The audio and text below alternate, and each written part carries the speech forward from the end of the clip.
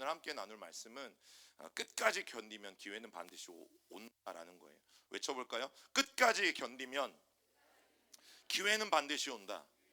예, 오늘 루스를 통해서 우리가 배우고자 하는 말씀이에요. 우리가 이제 삶의 문제를 만날 때마다 종종 하나님이 나를 치셨구나.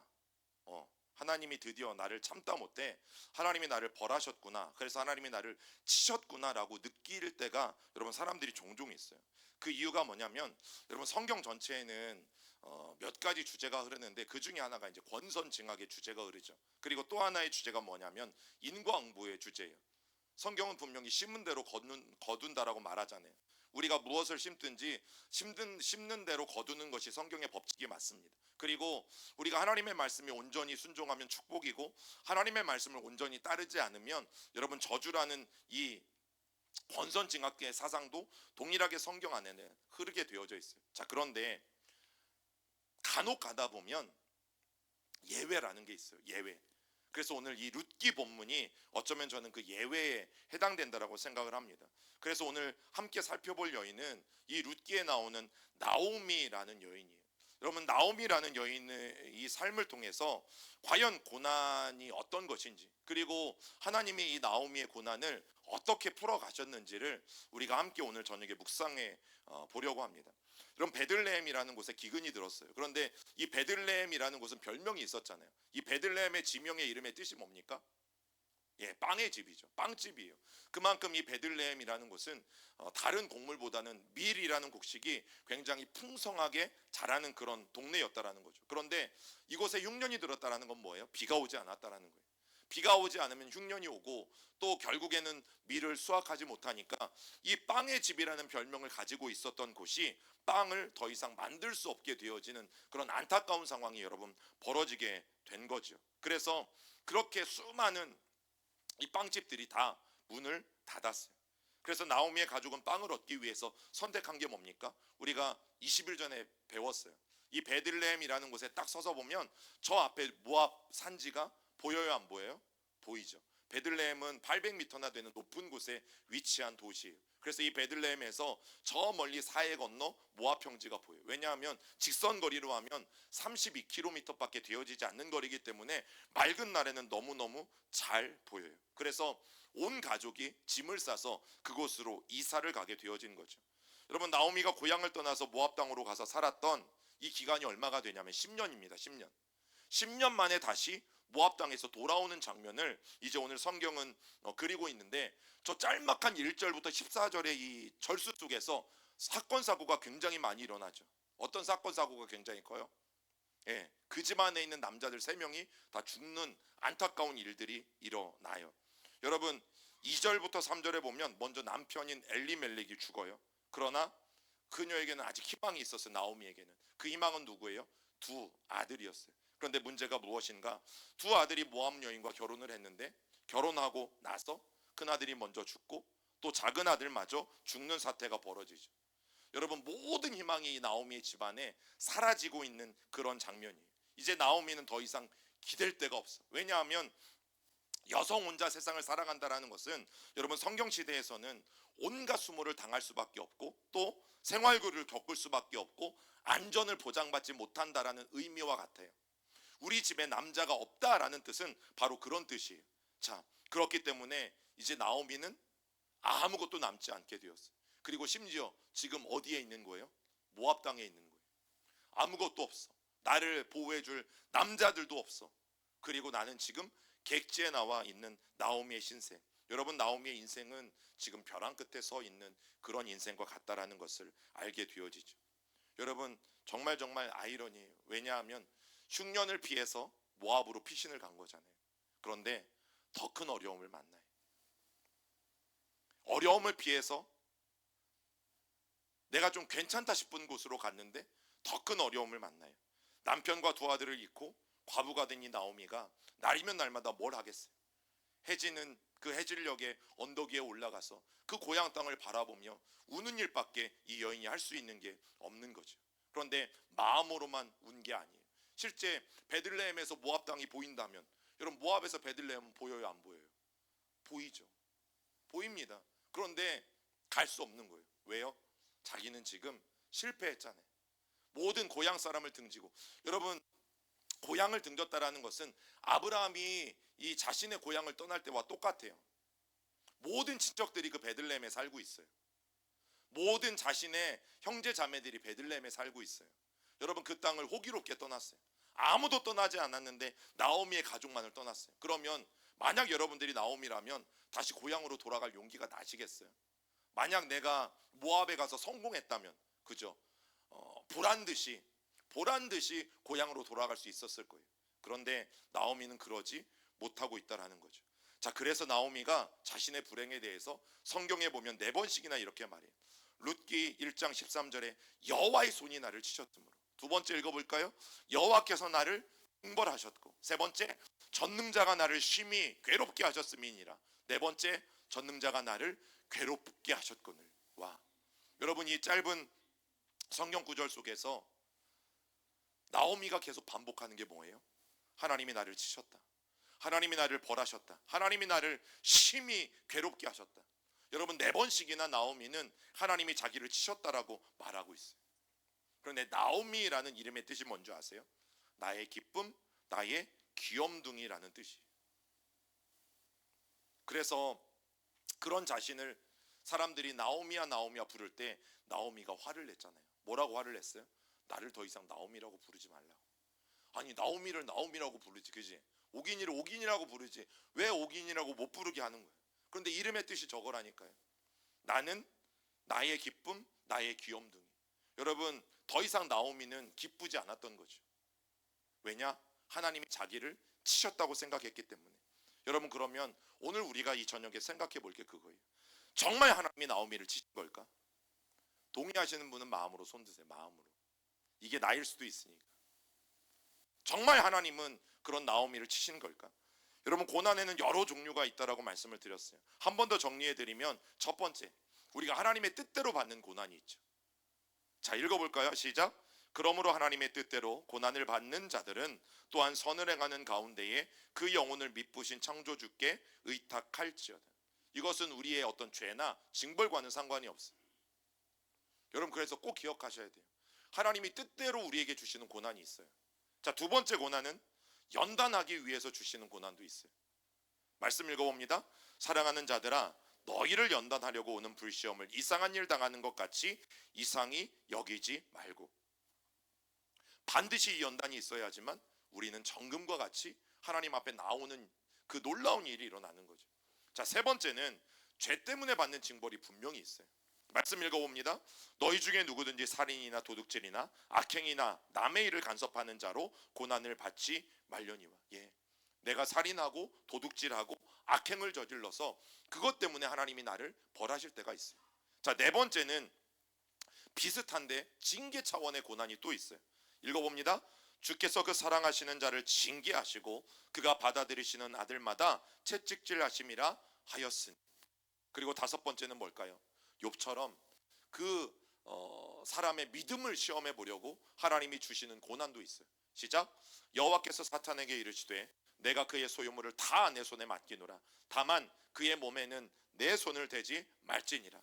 사탄이 곧 여호와 앞에서 물러가니라. 자, 그리고 마지막 여섯 번째, 여러분들이 예수 믿기 때문에 당하는 고난이 있어요. 자, 이 5가지 이유가 아니더라도 여러분들이 그리스도인이기 때문에 당하는 고난이 있다니까요. 자, 13절, 14절, 16절, 마지막 우리 16절까지만 16절만 읽어봅니다. 시작. 만일 그리스도인으로 고난을 받으면 부끄러워하지 말고 도리어 그 이름으로 하나님께 영광을 돌리라. 그리고 마지막 한 가지는요, 이유를 알 수 없는 고난이 있어요. 이 6가지도 아니고 이유를 알 수 없어요. 그러면 언제 가면 이유를 알 수 있는가? 여러분 이 고난의 이유는 여러분들이 천국을 가셔야만 알 수가 있는 고난이 있어요. 많죠. 여러분 대략 정리한 성경에 나오는 고난, 우리가 당하는 고난을 대략 추려봐도 이렇게 7가지나 되어져요.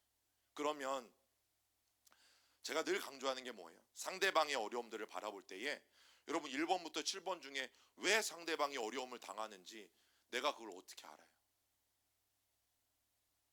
물론 그걸 잘 알 수 있는 사람은 자기 자신이에요. 고난을 당하고 있는 내 자신이에요. 이 7가지 이유들 중에 내가 무엇 때문에 고난을 받는가, 이것을 잘 아는 사람은 자기 자신이에요. 그런데 사실 남들은 잘 몰라요. 그래서 제가 어떻게 강조해요? 혹시 주변에 어려워하는 성도들이 있고 고난을 당한 성도들이 있으면 어떻게 해야 된다? 우리는 기도해 줘야 된다. 너 뭐 때문에 그래? 너 그러니까 그래? 이렇게 말하는 것이 아니라 우리는 그 옆에서 그가 어떤 이유가 됐든, 여러분 모든 고난은 유익이 있어요.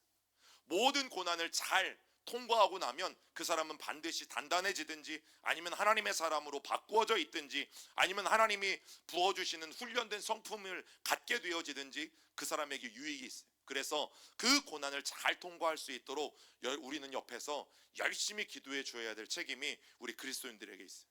자, 그러면 나오미는 이 7가지 중에 뭘까요? 남 얘기니까 한번 해봅시다. 내 얘기니까 자신 있게 못할 수 있어도, 나오미는 왜 자기 스스로를 가리켜서 뭐라고 했어요? 하나님이 나를 치셨다. 예, 나오미는 그게 자기 자신을 향한 고백 아닌 고백이었어요. 어쩌면 이런 생각이었을 거예요. 첫 번째, 베들레헴에서 떠나지 말았어야 됐는데 내가 떠났기 때문에 이런 말도 안 되는 엄청난 일이, 이런 비극이 우리 집안에 일어났구나 라고 나오미는 생각했을 수 있죠. 그러니까 하나님이 나를 치셨다라는 말을 나오미가 할 수 있었던 거예요.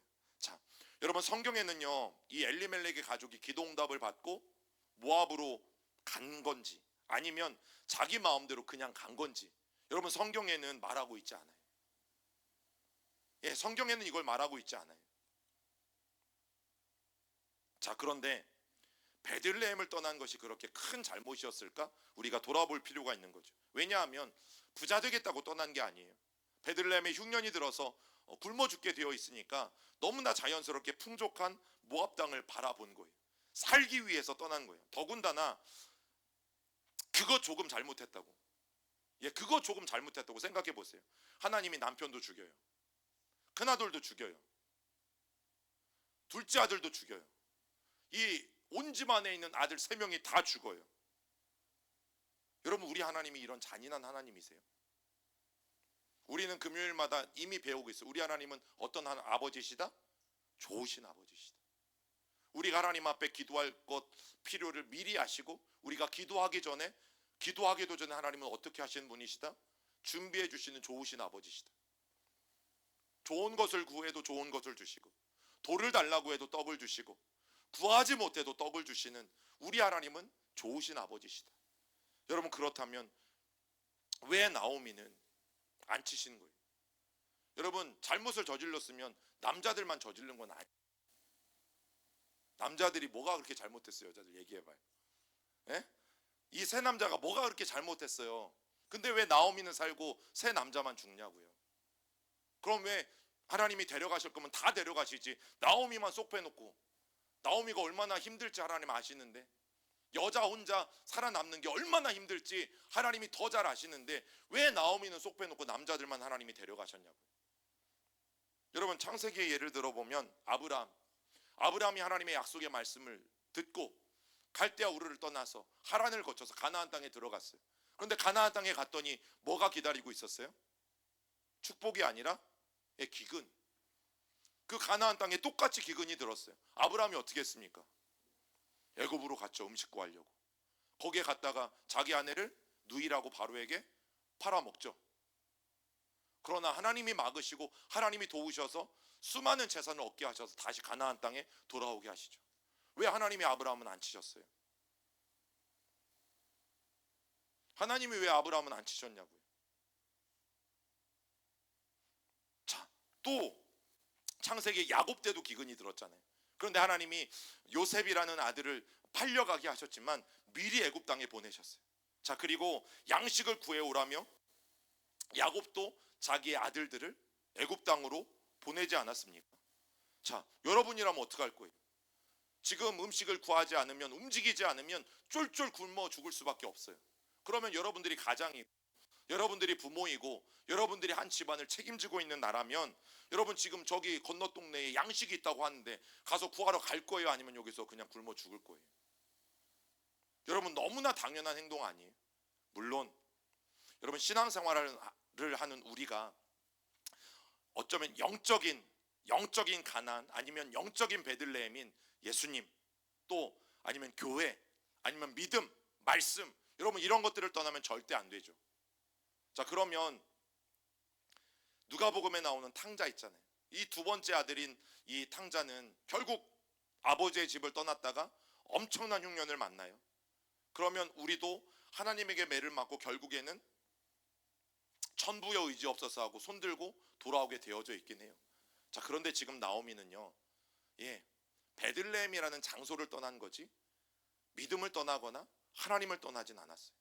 그리고 말씀을 떠난 것도 아니에요. 단지 나오미의 가족이 모압으로 이사를 갔다는 이유만으로 하나님이 이 나오미의 가정을 치신 것이 아니다라는 거죠. 나오미는 그렇게 생각할지 모르지만, 야, 베들레헴에 있었어야 되는데 이 모압 땅으로 이주를 해온 것이 내가 하나님이 치신 이유구나, 나오미는 생각할지 모르겠지만, 여러분 절대 하나님은 그런 이유만으로 이런 엄청난 일을 일어나게 하시지 않으신다라는 거죠. 왜요? 우리 아버지 하나님은 좋으신 하나님이시니까. 자, 그러면 두 번째로 어쩌면 또 하나의 문제가 있어요. 뭐냐면 이 나오미의 두 아들이 어떤 여인들과 결혼을 해요? 하나님을 모르는 이방 여인들과 결혼을 하죠. 자, 나오미가 신앙이 없는 이방 사람들과 자기 아들들을 결혼시켜서 하나님이 나를 벌 주신 것이다 라고 생각할 수도 있어요. 여러분, 그런데 보세요. 정말 그럴까? 자, 이방인인데다가 여자는 당시에는 숫자 세는데도 안 들어갔다라고 말씀을 드렸잖아요. 그런데 성경에 그런 사람의 이름으로 된 책이 어떤 책이에요? 바로 오늘 룻기라는 책이잖아요. 성경에 그렇게 사회에서 제외되어지고 무시를 당하는 여인의 이름으로 된 책이 여러분 룻기라는 거죠. 자, 나오미의 아들이 이방 여인 룻과 결혼해서 죽은 것이라면 룻기라는 책은 존재할 수 없어요. 그런 논리라면. 또 룻기가 어떻게 성경에 들어와 있을까? 여러분, 성경에 들어올 수도 없어요. 더 재밌는 건 뭔지 아세요? 자, 룻은 누구라고 말씀드렸어요? 다윗과 어떤 관계예요? 다윗의 그냥 할머니 아니고 증조 할머니. 그 다음에 여리고의 그 성전 창녀였던 기생 라합. 그 라합은 누구예요? 다윗의 고조 할머니, 고조 할머니. 와, 여러분 성경에 이런 여인들이 등장을 해요. 그것도 예수 그리스도의 계보가 오는 이 계보에 이방 여인 룻이 등장을 하고 이방 여인 라합이 등장을 해요. 여러분, 만일 이 룻이라는 여인이 하나님의 마음에 합당하지 않은 여인이라면 어떻게 다윗의 증거겠어요? 절대 이런 일들은 있을 수가 없는 것입니다. 여러분, 성경에 보면 룻이라는 여인이 얼마나 현숙한 여인으로, 또 얼마나 지혜로운 여인으로, 또 모든 여인들이 본받아야 될 여인으로 여러분 성경이 꼽고 있는 사람 중에 하나가 바로 룻이라는 여인이잖아요. 여러분, 그래서 우리가 꼭 기억해야 되는 것이 무엇이냐면 우리에게 일어나는 모든 잘못들이 꼭 내 실수나 내 죄 때문에 발생하는 것은 아니다라는 거죠.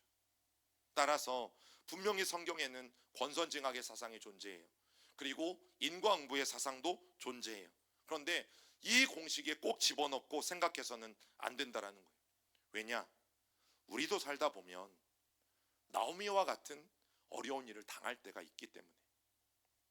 얼마든지 예수를 잘 믿어도 여러분 나오미와 같은 어려운 상황을 맞이할 수도 있기 때문에 그렇습니다.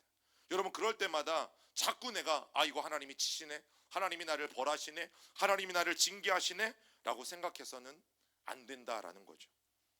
자, 그럼 오늘 본문을 통해서 우리가 꼭 기억해야 되는 하나님의 은혜가 뭘까를 나눠보려고 합니다. 그게 오늘 말씀의 제목이에요. 끝까지 견디면 기회는 반드시 온다. 한 번 더 따라해 봅시다. 끝까지 견디면 기회는 반드시 온다. 끝까지 견디면 기회는 반드시 온다. 여러분, 룻기에 나오는 주요 등장 인물들, 나오미라는 여인이 있고 룻이라는 여인이 있고 또 보아스라는 여인, 남자도 있죠. 자, 그런데 성경에 등장하지 않지만 그 이름이 누군지 모르지만 정말 중요한 인물들이 있어요. 이름조차 언급되어지지 않지만 정말 중요한 인물들이 있어요. 자, 누군가 하면 19절을 같이 읽어옵니다. 시작. 이에 그 두 사람이 베들레헴까지 갔더라. 베들레헴에 이를 때에 온 성읍이 그들로 말미암아 떠들며 이르기를 이가 나오미가 아니냐 하는지라. 여러분, 그 사람들이 누군가 하면 바로 이 베들레헴에 살았던 그 베들레헴 성읍 사람들이에요. 이름도 알려지지 않은 이 사람들이요, 나오미와 룻이 돌아왔을 때 이들을 성문에서 환영해 줍니다. 그들이 누구라고요? 베들레헴 사람들. 이 나오미의 친족들, 그리고 나오미의 형제 자매들, 그리고 그 마을 사람들. 여러분, 나오미는 왜 떠났어요? 그 가정이 이 베들레헴이라는 곳에서 살기가 너무너무 힘들어서 떠났어요. 그런데 이 다른 사람들은 떠나지 않은 거죠. 그들은 10년 동안 이 흉년을 버텨냈어요. 여러분, 오늘날에는 저장 기술이 잘 발달이 돼서 냉장고라는 게 있잖아요. 그런데 이 당시에는 어때요? 얼마 동안 곡식을 저장해 놓으면 그 다음에는 상해 버릴 수밖에 없는 상황들이 여러분 이 당시의 상황이에요. 그러면 이 베들레헴 사람들은 저장해 놓은 물건도 음식도 없고 곡식도 없고 여러분 10년이 넘는 생활 동안 이 흉년을 견뎌야 했다라는 거죠. 여러분, 성경에 요셉이 총리가 된 이야기, 다윗이 왕이 된 이야기. 여러분, 요셉은 자그마치 13년을 견뎌야 했고, 또 다윗은 자그마치 15년을 견뎌야 했고, 여러분 모세도 자그마치 40년이라는 미디안 광야의 생활을 견뎌내야만 했던 거죠. 여러분, 출애굽한 이스라엘 백성들도 가나안 땅에 그냥 꼴이 난 게 아니죠. 그들도 40년이라는 세월을 광야를 견뎌내야 했다라는 것을 우리는 성경을 통해서 너무나 잘 알고 있어요. 그 고난이 아무도 언제 끝날지 몰랐어요. 요셉도 자기의 고난이 언제 끝날지 몰랐고, 다윗도 자기의 고난이 언제 끝날지 몰랐고. 여러분, 그래서 사람마다 다 다르다라는 말씀을 드렸잖아요. 우리가 출애굽 40년을 예로 들면 어떤 성도들은 이제 막 홍해를 건너서 광야의 첫 발을 내딛는 성도들도 있어요. 또 광야 중간쯤 들어간 성도들도 있고, 아니면 이제 요단강 가까이 온 성도들도 있고, 그래서 저 멀리 가나안 땅을 바라보고 있는 성도들도 있고, 사람들마다 신앙마다 또 삶을 살아온 이 연수마다 다 삶의 상황들이 다르다라는 것을 우리는 너무나 잘 알게 되어지죠. 여러분, 그래서 시편에 자주 나오는 탄식 기도가 있어요. 그 기도가 무엇인가 하면 여호와여 언제까지니까. 여러분, 이 기도가 굉장히 많이 나와요. 하나님, 도대체 내가 언제까지 기다려야 합니까? 하나님, 도대체 언제 응답해 주실랍니까? 하나님, 도대체 나의 이 고난은 언제 가야 끝나합니까? 그것을 알지 못하는 수많은 시편 기자들의 이 탄식시가 여러분 시편 가운데 덮고 있다라는 거죠. 여러분, 그런데 가나안에 들어간 이스라엘 백성들은요, 결국에는 광야를 다 통과한 사람들이 40년이 됐든, 또 중간에 30년 전에 태어난 사람은, 20년 전에 태어난 사람은 10년만 버티다가 들어가기도 했지만, 연수는 달라도 누구나 다 광야를 통과했다라는 것이죠. 여러분, 결국에는 가나안에 누가 들어갈 수 있는지 아세요? 그 고난을 이겨낸 사람들이 들어가요. 그래서 말씀드렸잖아요. 끝까지 견디면 기회는 반드시 온다고. 끝까지 견디면 기회는 반드시 오는데, 여러분, 오늘날 그리스도인들이 이 견디는 걸 너무너무 못해요. 참아내는 걸, 인내하는 것을 너무너무 못해요. 못하는 이유 중에 하나가 뭐냐면 기도가 없기 때문에. 기도의 가장 큰 힘 가운데 하나가 뭔지 아십니까?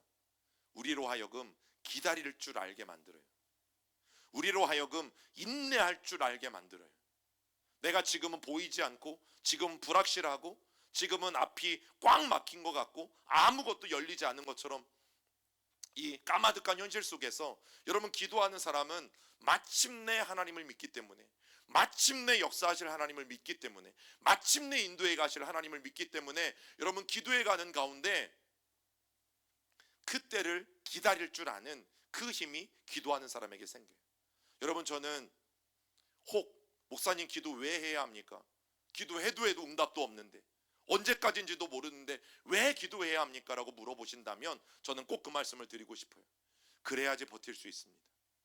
그래야지 그 끝을 볼 수 있습니다. 그래야지 당신이 하나님이 준비해 놓으신 바로 그날을 당신이 마침내 이 기도를 통해서 당신은 마주할 수 있습니다. 여러분, 기도는 버텨낼 수 있는 힘을 우리에게 줘요. 그래서 기도하셔야 돼요. 당장 응답을 위해서 기도하는 게 아니라 이 수많은 인고의 세월을 버텨내기 위해서 우리는 기도해야 된다는 거예요. 여러분, 가나안에 들어가려면요, 다른 방법은 없었어요. 무조건 하나님이 정해놓으신 이 40년을 통과한 사람만 가나안에 들어갔습니다. 뭐 잘나고 못나고 상관없어요. 무조건 견뎌낸 사람만 하나님은 가나안에 들여보내주셨어요. 그래서 여러분, 우리는 기도하면서 이겨내야 하는 것이고, 왜냐하면 결국 우리의 인생은 견뎌낸 만큼 쓰임받습니다. 견뎌낸 만큼 쓰임받아요. 하나님이 우리에게 이 7가지 고난의 이유를 말씀드렸잖아요. 최소한 7가지. 그러면 결국에는 견뎌낸 사람이 하나님의 때에 쓰임받아요. 여러분, 모세도 40년을 견뎌내고 40년을 쓰임받잖아요. 여러분, 베들레헴 사람들은요, 이 10년을 어떻게 견뎌냈을까? 이것도 성경에 자세히 나오진 않아요. 그러나 다윗의 고향인 이 베들레헴, 여러분, 분명 그들이 저는 기도로 버텨냈을 것이라고 분명히 믿습니다. 왜냐하면 이 상황에서 누구라도 기도할 수밖에 없잖아요. 여러분, 기도 말고는 방법이 없잖아요. 하늘에서 비가 안 오는, 그래서 곡식들이 다 말라 비틀어져 가는데 도대체 뭘 할 수 있겠어요? 여러분, 가나안 땅은 하늘만 바라보고 살아갈 수밖에 없는 땅이라는 말씀을 드렸잖아요.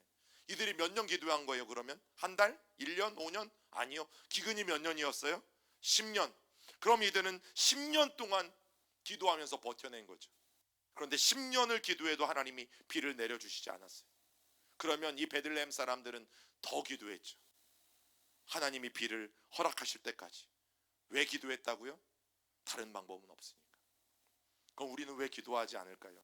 왜 기도하지 못할까요? 우리에게는 믿는 구석이 또 있는 거예요. 기도 말고 믿는 뭔가가 있는 거예요. 안 그래요? 여러분, 제가 지금 돈이 필요해요. 그런데 돈이 필요한데 돈 나올 구멍이 없는데 돈이 나와. 그럼 뭔가 꽁쳐놓은 게 있는 거지. 자, 돈이 없으면 우리 아들, 딸이 돈이 정말 필요한데, 자, 돈이 있으면 없으면 엄마 아빠한테 달라고 해야 정상이잖아요. 그런데 며칠이 지나도 얘가 돈이 없는데 뭐가 생겼어. 그럼 뭐예요? 몰래 숨겨놓은, 제가 꽁쳐놓은 돈이라고 해서 죄송합니다, 이런 비속어를 써가지고 비상금이 있었던 거지, 비상금이. 여러분, 믿는 구석이 우리가 있기 때문에 기도하지 않는 거예요. 베들레헴 사람들은 기도할 수밖에 없었어요.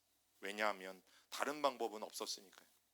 여러분, 하나님이 응답하면 살고 하나님의 응답이 없으면 죽을 수밖에 없는 그런 절박한 기도. 이번 다니엘 기도회 때도 많은 분들이 그렇게 기도하고 있고, 여전히 그렇게 기도하고 있는 분들이 있는 것을 저는 봐요. 여러분, 베들레헴 사람들은 그렇게 기도한 거죠. 죽느냐 사느냐의 문제를 놓고 정말 하나님 앞에 절제절명의 그 시간들을 가지고 하나님 앞에 기도한 그 시간들을 이들이 보내고 있는 것을 보게 되어져요. 여러분, 응답해 주실 때까지 기도할 수밖에 없는 상황. 그래서 우리는 감사해야 돼요. 왜냐하면 대부분은 어느 정도 기도하다가 포기하거든요. 어느 정도 기도하다가 잊어버려요. 여러분, 성경에 보면 이제 한나 여인이 나오잖아요. 사무엘의 어머니 이 한나라는 여인이 나오게 되어지는데, 여러분, 사실 이 여인도 자녀를 달라고 얼마나 하나님 앞에 기도해. 그렇게 1년, 3년, 5년 기도하고 응답이 없자, 하나님이 나는 그냥 평생 아이 낳지 못하는 여인으로 살아가게 하시는 것보다 생각하고 더 이상 기도하지 않았어요. 자, 그때 이 한나를 자극한 여인이 있었죠. 누군가? 분인나라는 여인이에요. 이 분인나는 두 번째 부인이에요. 이 두 번째 부인이 자기는 자녀를 낳았거든요. 그러니까 아이를 낳지 못하는 한나를 계속 약 올리는 거죠. 속을 막 박박 긁는 거죠. 여러분, 그래서 한나가 어떻게 했어요? 가서 줘 박았어요? 아니에요. 다시 정신을 차리고 기도했어요. 여러분, 하나님이 왜 분인나와 같은 여인을 한나에게 두셨는지 생각하셔야 돼요. 여러분, 신앙생활도 힘든데 또 기도응답도 안 해서 자꾸만 힘든데, 집안에 한 명쯤 왼수가 있잖아요. 내 속을 긁는 왼수가 하나쯤은 다 집에 안 살아요? 예? 또 신앙생활을 하다 보면 여러분 교회 안에도 정말 나를 어렵게 마음을 힘들게 하는 사람이 있잖아요. 분인나와 같은 사람, 내 속을 자꾸 박박 긁는 사람. 여러분 하나님이 보내신 거예요. 정말 냉철하게 생각하셔야 돼요. 제가 웃으면서 얘기하지만 하나님이 보내신 거예요. 왜요? 너 기도 멈추지 말라고. 한나야, 너 기도 멈추지 마. 너 다시 일어나서 다시 그거 가지고 기도해. 너 지금 여기에서 멈추지 마. 한나야, 내가 너에게 아이를 허락할 때니까 그때가 오기까지 너 다시 기도해. 여러분 분인나라는 여인이 없었으면요 한나 다시 기도하지 않았습니다. 그냥 하나님이 안 주시나 보다 포기하고 그냥 거기에서 하나님 저는 없어도 됩니다. 아이 없이 살겠습니다. 그럼 사무엘과 같이 걸출한 이 영적 지도자가 등장하지 않았겠죠. 여러분 나를 위해서 기도해 주는 사람만이 기도의 동역자가 아니에요. 그 왼수 같은 사람이 내 옆에 존재한다면요 여러분 하나님께 감사하셔야 돼요. 하나님이 나에게 기도의 동역자를 보내셨구나. 하나님이 나로 하여금 이 사람을 통해서라도 다시금 기도의 자리에 나오게 하시는구나. 기도를 멈추지 말라고 하시는구나. 기도를 계속해서 하라고 하시는구나. 하나님 앞에 더 나아가 부르짖으라고 하시는구나. 여러분 그래서 분인나와 같은 여인을 여러분 한나에게 주신 것이죠. 여러분 기도를 멈추지 말라는 하나님의 사인을 잘 받아들이세요. 와 내가 저 사람만 없으면, 우리 집에 그냥 이런 문제만 없으면, 아니요 그것 때문에 우리가 기도하잖아요. 내 삶에 이런 일만 없으면, 아니요 그 문제 때문에 우리가 하나님 앞에 나와서 간절하게 기도하잖아요. 여러분 나를 위해서 기도해 주는 사람만 기도의 동역자가 아니라 나를 괴롭히는 사람이 기도의 동역자니까요. 그래서 우리는 다시 한번 정신을 차리고 하나님 앞에 나아가 여러분 기도하셔야 돼요. 베들레헴 사람들은 그렇게 정말 간절히 기도했고 포기하지 않고 기도했고 몇 년 동안 10년 동안이나. 우리 6절도 같이 읽어봅니다. 어떤 일이 일어났는지 시작. 그 여인이 모압 지방에서 여호와께서 자기 백성을 돌보시사 그들에게 양식을 주셨다 함을 듣고 이에 두 며느리와 함께 일어나 모압 지방에서 돌아오려 하여. 여러분 여호와께서 자기 백성을 돌보셔서 그들에게 양식을 주셨어요. 그리고 결국 10년 동안의 모든 기도가 결국에는 응답되어지는 순간이 온 거죠. 자, 이 말씀의 의미가 뭐냐면 드디어 하늘의 문이 열렸고 하나님이 비를 주시기 시작했어요. 자, 그런데 우리 한글 성경에는 노란색이 뭐라고 되어 있어요? 자기 백성을 돌보시사. 그런데 원어 성경으로 보면 하나님이 자기 백성에게 파카드 하셨다라는 뜻이에요. 파카드. 파카드가 무슨 뜻이냐면 찾아오다라는 뜻이에요. 찾아오다. 하나님이 베들레헴에 있는 자기 백성들에게 찾아오셨다. 여러분 이 말을 우리말로 하면 뭔지 아세요? 하나님이 신방 가신 거예요. 신방. 하나님이 기근 가운데 있는 10년 동안 흉년 가운데 있었던 베들레헴에 신방 가셨어요. 하나님이 그 베들레헴에 신방 가셨을 때 10년의 모든 기근이 멈추어져 버리고 그들에게 양식이 주어졌어요. 언제 기근이 끝납니까? 언제 이 고난이 끝납니까? 하나님이 그들을 찾아가셨을 때. 여러분 우리의 고난도 사실은 그때 끝나요. 하나님이 우리에게 신방 오실 때 10년 넘게 이 흉년의 고난들을 지나면서 결국 참고 견디며 기도할 때 여러분 하나님이 찾아오시는 역사가 반드시 일어난다라는 사실이죠. 사라는 어땠습니까? 남편 아브라함의 나이가 자그마치 100세였어요. 그런데 창세기 21장 1절에 보면 어떤 일이 일어납니까? 시작. 여호와께서 말씀하신 대로 사라를 돌보셨고 여호와께서 말씀하신 대로 사라에게 행하셨다. 여기에 돌보셨어도 똑같아요. 룻기와 파카드예요. 하나님이 찾아오셨다. 하나님이 이 사라에게 신방 가셨다. 하나님이 그에게 신방 가셨을 때 여러분 사라에게도 불가능했던 일들이 가능했던 일들로 완전히 바뀌게 되어지는 것을 우리는 보게 되어지죠. 여러분 결국 끝까지 견디면 기회는 옵니다. 그 끝까지 견디는 힘은 어디에서 온다고요? 기도에서 와요. 그래서 우리는 기도해야만 하는 것이. 여러분 유대인들이 6월절마다 부르는 노래가 있어요. 그 노래를 제가 잠시 읽어드리면 그들은 이런 노래를 불러요. 우리는 메시아가 오실 것이라고 믿고 있습니다. 우리는 메시아가 오실 것이라고 믿습니다. 그러나 우리가 생각하는 것만큼 빨리 오시지 않을지도 모릅니다. 그래도 나는 그분을 기다릴 것입니다. 우리가 생각하는 것만큼 빨리 오시지 않을지도 모릅니다. 그래도 나는 그분이 오시기를 기다릴 것입니다. 매일 그분을 기다릴 것입니다. 그래도 나는 그분이 오시기를 기다릴 것입니다. 매일 그분을 기다릴 것입니다.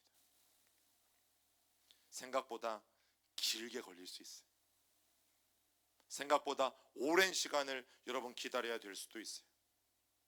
그래도 여러분들에게 부탁드리고 싶은 것은 여러분 우리가 기도하면서 기다립시다. 기도하면서 반드시 하나님이 우리를 찾아오시는 그날을 여러분 우리가 간절한 마음으로 기다립시다. 그래서 여러분 기도 응답이 없어도 하나님이 느껴지지 않아도 우리가 할 수 있는 것 여러분 기다리는 것. 우리가 고난을 지날 때 기도하는 자들에게 하나님은 반드시 견딜 수 있는 힘을 주세요. 그리고 그 힘으로 여러분 견뎌낸 끝에 반드시 하나님은 어떻게 하십니까?